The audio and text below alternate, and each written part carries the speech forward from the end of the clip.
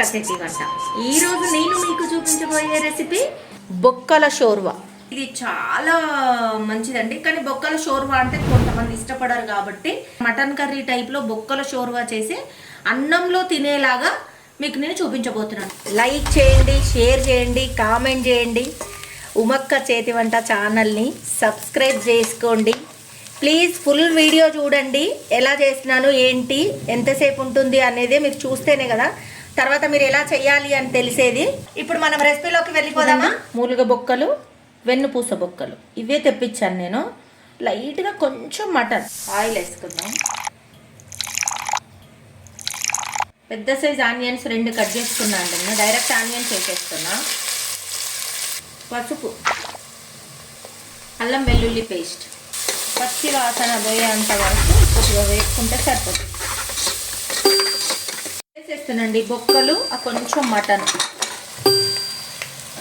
నీట్గా కడిగి పెట్టాను ఆల్రెడీ. ఆల్మోస్ట్ బొక్కలే అండి, 1/2 kg బొక్కలు, అర్ధ పావు మటన్ తీసుకున్నా అంతే. బాగా ఫ్రై చేసుకోవాలి. ఈ బొక్కల్లో నుంచి కూడా కొంచెం వాటర్ వస్తుంది, ఆ వాటర్ రానివ్వాలి. ఒక 2 బగారాకులు అండి కట్ చేసి వేస్తున్నాను.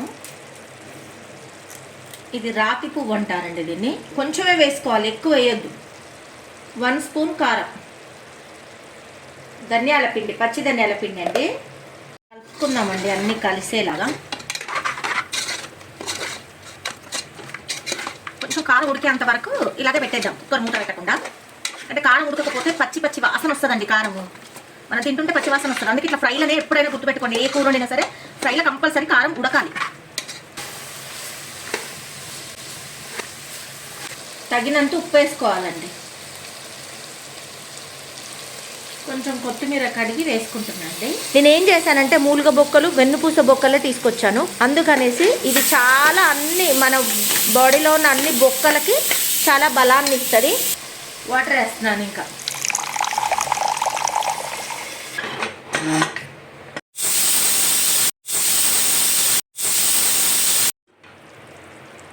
చూడండి ఫ్రెండ్స్ ఎలా అయిందో.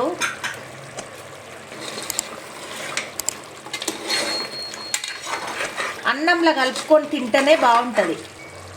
చూడండి చిటికెడంతా ఘాటు మసాలా వేస్తున్నాను. ఇంకంతా కంప్లీట్ అయిపోయిన తర్వాత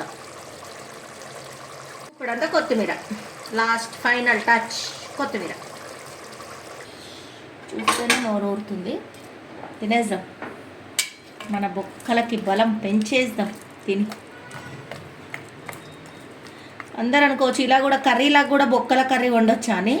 ఇలా వండి ట్రై చేయండి, చాలా బాగుంటుందండి. మీరు జొన్న రొట్టెలు కానీ, చపాతీలకు కానీ, రైస్లో బగార్ రైస్ కానీ, లేదంటే ఏదైనా జీరా రైస్లో కానీ, ఏదైనా స్పెషల్ రైస్లో కూడా తినొచ్చు ఇది. చూడండి కొంచెం గ్రేవీ వేసుకుంటేనే అన్నం అంతా తినేయచ్చండి.